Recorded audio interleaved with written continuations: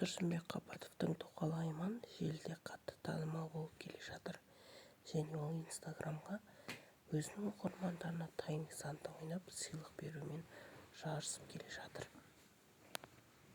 Сол бір қылығымен ол елді тәнті етіп, елді қатты таңғалдырып жатыр.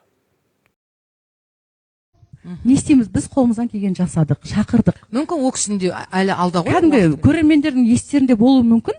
Бақыт өлең айтып тұрады новогодний концертте. Алдында бүйтіп, қайрат билеп тұрады. Көз алдың елестетіндір ме уже? Бақытты поддержит етіп, қолдап қалсам. Енді күйеуі ғой. Оны күйеуі қолдамағанда кім қолдайды? Конфликт болды енді екеуі. Соны айтыпты, нақты қандай себеп болған кейін ашылып айтыпты ғой, мен көрген жоқпын. Мені сахнаға шығармады деп. Иә, видеодан көрдім ғой, телесіндан. Көрдім өз-өзімен. Бірақ атын атап түсін. Бірақ бір жаман жері жекеге кетіп қалған дұрыс болмады. Дұрыс болмады. Видео айтқан екен, мен айттым, айтпады ма? Егер де сен осы Бақытты сахнаға шығаратын болсаң, мен сенімен ажырасам деп айтқан екен. Ақыры ажырасты ғой депті. Дәл осыны айтты ма? Айтты. Тауып қойып қойсаңдар болады деген естесе. Сол кезде шығарайықшы осы Бақытты деп негізі туып бір жағынан аяп кеттім, жарайды. Шығарайықшы сахнаға. Егер де осы концерт шынымен де әсер етіп оны жұлдыз қылып жіберетін болса, әп-әдемі түрі бар, дауысы бар. Красотка. Иә, фигурасы бар. Просто уақыты келмей жатыр, мәке болды. Кез келген адам өз уақыты келеді. Бірақ мынандай жолмен, хайп жолмен біреуді жамандап, атақты болмай қойды. Демек ол кісіде обида қалып кеткен ғой, түсінесіз ба? Өтірік сөзге сенбеңіздер, деп Тұрсынбек Қабатовтың тоқалы өзінің Инстаграм парақшасында жазба қалдырды. TikTok деген әлемде мен отырмаймын, қолданбаймын. Менің атымнан жазылған неше түрлі өтірік сөздерге сенбеңіздер. Мақсаттары әдейі намысқа тиетін сөздерді жазып, елдің назарын аудару және комментарий жинау. Адвокаттар бұл мәселеге қатысты жұмысты аяқтап қалды. Көзі ашық, көкірегі ояу 21 ғасырда өмір сүріп жатқан жандарым, жасанды интеллектті ажырата алатын шығарсыздар. Не болса да соған сене берудің қажеті жоқ деп өзінің Инстаграм парақшасында жазба қалдырды. Соған орай осы сөзіне нақты сене отыратын болсақ, қазіргі таңда TikTokта жалған мәліметті таратып жатқан қыз-келіншектерді Тұрсынбек Қабатовтың тоқалы Айман сотқа беруге дайындалып жатыр. Ол туралы өзі толыққанды жазып, сторисында да Инстаграм парақшасында белгілеп, нақтылап кетті. Алдағы уақытта тағы да ақпараттармен бөлісетін боламыз. Каналға жазылыңыздар. Мен де үлкен бақытқа лайықпын деп біреудің азаматына жармаспаңыздар. Менің атым Мөлдір. Егер сіз маған 2 жыл бұрын өміріңізде ең маңызды адам кім деп сұрақ қойғанда, мен өзімнен басқа бәр адамды атар едім. Ештеңе ойламаңыз, мен бақытсыз болған жоқпын. Мен бәрін жасадым, қызмет еттім, қолдау болдым, армандарын орындалсын дедім, тырыстым, кешірдім, шыдадым. Сол өмірдің қарбаласының арасында өзімді, мақсаттарымды, бір кездері армандаған кішкентай Мөлдірді ұмытып кетіппін. Бақытты болғанын қалаймыз. Қазір мен 42 жастамын. Егер дәл осы сұрақты бүгін қойсаңыз, мен айтар едім. Менің өмірімдегі ең маңызды адам өзім. Иә, отбасым өмірімдегі қымбат бөлігі. Бірақ мен ана ретінде балаларымның армандары, мақсаттары, ниеттері маңызды екенін көрсете алсам, мен ана ретінде міндетімді орындап жүрмін. Қазір мен өзімді жақсы көруді үйреніп жүрмін. Күліп, қайтадан жинақталып, өзімді сенімді ететін, әдемілікке тартатын жақсы косметика алып, өзімнің ең жақсы версияма айналып келемін. Мен өзімді қайтадан қалыптастырып жатырмын. Қыз-келіншектер, құрбыларым, қазақтың арулары, өздеріңізді жақсы көріңіздер. Таңдаңыздар, жаныңыз қанша уақыт сұраса, өзіңізге сонша уақыт бөліңіздер. Әрбір әйел бақытты болуға лайықты, деп Мөлдір Мұқанова өзінің Инстаграм парақшасында жазба қалдырды. Құрметті қыз-келіншектер, Мөлдір Мұқанованы қолдаңыздар және өз пікірлеріңізді жаза кетіңіздер. Мөлдір Мұқанова өзінің жақсы жаңалығымен бөлісті. сенбей тұрмын, айтатын кез келді деп Instagram парақшасында жазба қалдырды. Қайрат Нұртаспен дуэт жазуға дайындалып жатырмын. Әлі де өзім де сенбей тұрмын. Өмірде талай рөлде болдым. Ана, жар, кәсіпкер, келін. Енді өнеріммен қайта бөлісетін шақ туды. Сіздердің қолдауларыңыз мен үшін өте маңызды. Қайрат Нұртас пен Мөлдір Мұқанованың дуэті қандай болады деп ойлайсыздар? Қандай жанрда естігілеріңіз келеді? Өмір жайлы, әлде махаббат жайлы? Күтіңіздер, жақсы ән болады деп сенеміз деп ол өзінің Instagram парақшасында жазба қалдырды. Сұхбаттан кейін балаларға хабарласты.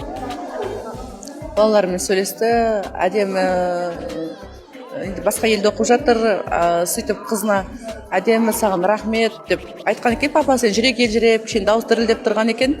Әдемі папа не үшін рахмет айтып жатсыз? Сіз менің папа әкемсіз ғой, папамсыз ғой. Мен де сізді сағындым. Сізге рахмет хабарласқаныңызға деп жауап берді. Басында енді жүрегі өте кең адам ғой негізі. Уақытша қателік. Енді дәл сол уақытта енді өзін айттым ғой, телефондары блокқа кеткен деп. Ол сәтте мен өзінің қасында болмағаннан кейін Тұрсынбек өзі блоктады ма, әлде қасындағы адамдар блоктады ма, біз білмейміз ғой. Сондықтан айтып жатырмын ғой, мен тек факт айтам. Қаншама уақыт біз хабарласпай қалғандықтан жазбаларымызға жауап барған жоқ. Бірақ галочка дейді ғой, сондай ғана барып тұрды. Телефон звонок қоңырауымыз бармады, байланысқа шыға алмай қалдық, қиналып кеттік, сағындық, жыладық. Әсіресе Айару мен Нұриман дедім, ұл бала мектепте балалармен төбелесіп қалып, сондай сәттер болды енді. Оның бәрі қайбірін айта бересің. Сол сәтте эмоцияға беріліп айтып қойдым енді осыны. Кийлерін кигізіп жібердік, мысалы. Ал біз ол кісілердің, мен кімді айтып отқанын біліп отқан шығарсыздар. Үйі түгіл, шаңырағы түгіл, өзбекскийге кухняға апарып плов бермеген бізге.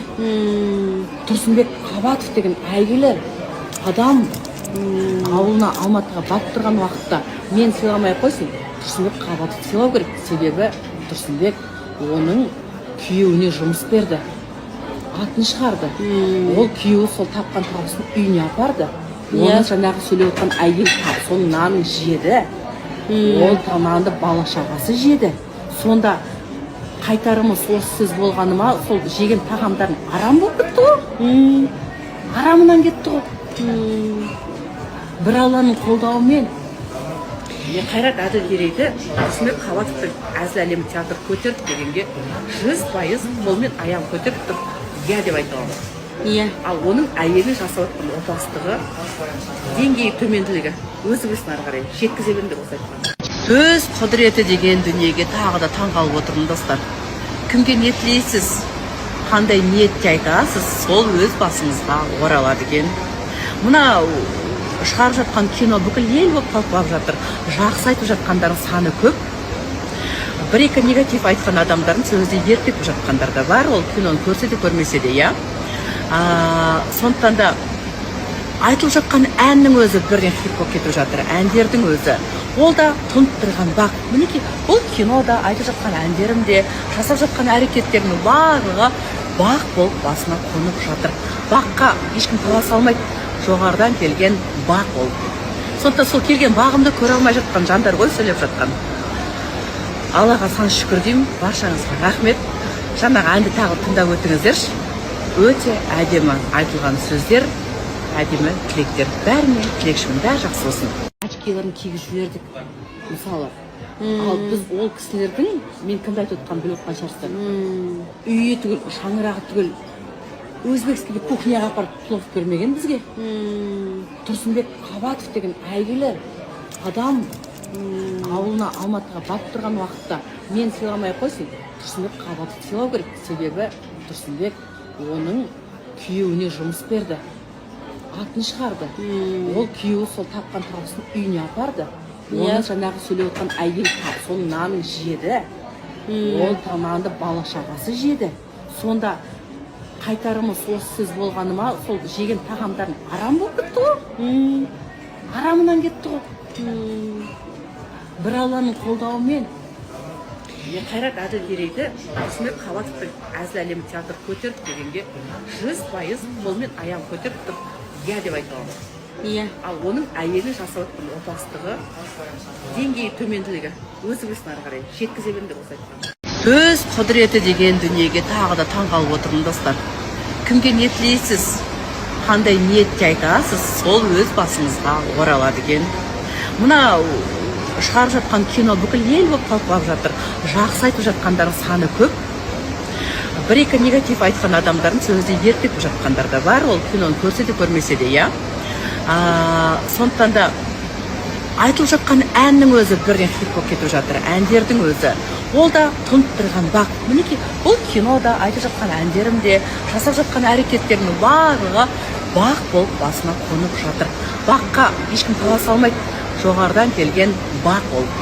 Сондықтан сол келген бағымды көре алмай жатқан жандар ғой сөйлеп жатқан. Аллаға сан шүкір деймін, баршаңызға рахмет. Жаңағы әнді тағы тыңдап өтіңіздерші. Өте әдемі айтылған сөздер, әдемі тілектер. Бәріне тілекшімін, бәрі жақсы болсын. Очкиларын кигізіп жібердік, мысалы. Ал біз ол кісілердің, мен кімді айтып отқанын біліп отқан шығарсыздар. Үйі түгіл, шаңырағы түгіл, өзбекский кухняға апарып плов бермеген бізге. Тұрсынбек Қабатов деген әйгілі адам ауылына Алматыға барып тұрған уақытта мен сыйламай қойсын, Тұрсынбек Қабатов сыйлау керек. Себебі Тұрсынбек оның күйеуіне жұмыс берді, атын шығарды. Ол күйеуі сол тапқан табысын үйіне апарды. Оны жаңағы сөйлеп отқан әйел соның нанын жеді. Ол тамағында бала шағасы жеді. Сонда қайтарымы осы сөз болғаны ма, сол жеген тағамдарын арам болып кетті ғой. Арамынан кетті ғой. Бір Алланың қолдауымен Қайрат Әділгерейді Тұрсынбек Қабатовтың әзіл әлемі театр көтеріп дегенге 100% қолмен аяғын көтеріп тұр. Я деп айта аламын. Иә. Ал оның әйелі жасап жатқан опасыздығы, деңгейі төменділігі өзі білсін ары қарай жеткізе беріңдер осы айтқан. Очкиларын кигізіп жібердік, мысалы. Ал біз ол кісілердің, мен кімді айтып отқанын біліп отқан шығарсыздар. Үйі түгіл, шаңырағы түгіл, өзбекский кухняға апарып плов бермеген бізге. Тұрсынбек Қабатов деген әйгілі адам ауылына Алматыға барып тұрған уақытта мен сыйламай қойсын, Тұрсынбек Қабатов сыйлау керек. Себебі Тұрсынбек оның күйеуіне жұмыс берді, атын шығарды. Ол күйеуі сол тапқан табысын үйіне апарды. Оны жаңағы сөйлеп отқан әйел соның нанын жеді. Ол тамағында бала шағасы жеді. Сонда қайтарымы осы сөз болғаны ма, сол жеген тағамдарын арам болып кетті ғой. Арамынан кетті ғой. Бір Алланың қолдауымен Қайрат Әділгерейді Тұрсынбек Қабатовтың әзіл әлемі театр көтеріп дегенге 100% қолмен аяғын көтеріп тұр. Я деп айта аламын. Иә. Ал оның әйелі жасап жатқан опасыздығы, деңгейі төменділігі өзі білсін ары қарай жеткізе беріңдер осы айтқан.